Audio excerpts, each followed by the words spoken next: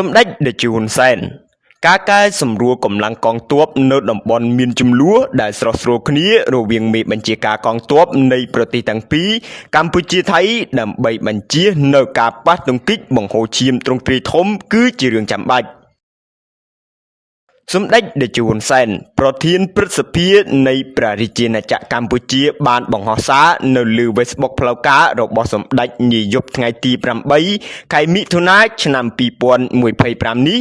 ការកែសម្រួលកម្លាំងកងទ័ពនៅតំបន់មានចំនួនដែលស្រស់ស្រួលគ្នារវាងមេបញ្ជាការកងទ័ពនៃប្រទេសទាំងពីរកម្ពុជាថៃដើម្បីបញ្ជៀសនៅការប៉ះទង្គិចបង្ហូរឈាមទ្រង់ទ្រាយធំគឺជារឿងចាំបាច់សម្ដេចបានបន្តថាប្រជាជននៃប្រទេសទាំងពីរកម្ពុជាថៃពិតជាចង់មានសន្តិភាពជាបន្ត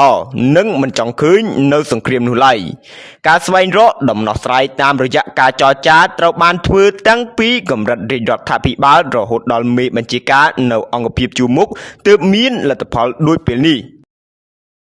ជាមួយគ្នានេះសម្ដេចតេជោហ៊ុនសែនបានអំពាវនាវដល់បងប្អូនជនរួមជាតិសូមជឿទុកចិត្តលើរាជរដ្ឋាភិបាលក្នុងការដោះស្រាយជម្លោះដោយសន្តិវិធីដែលជាវិធីតែមួយគត់ដើម្បីបញ្ជាសង្គ្រាមបង្ហូរឈាម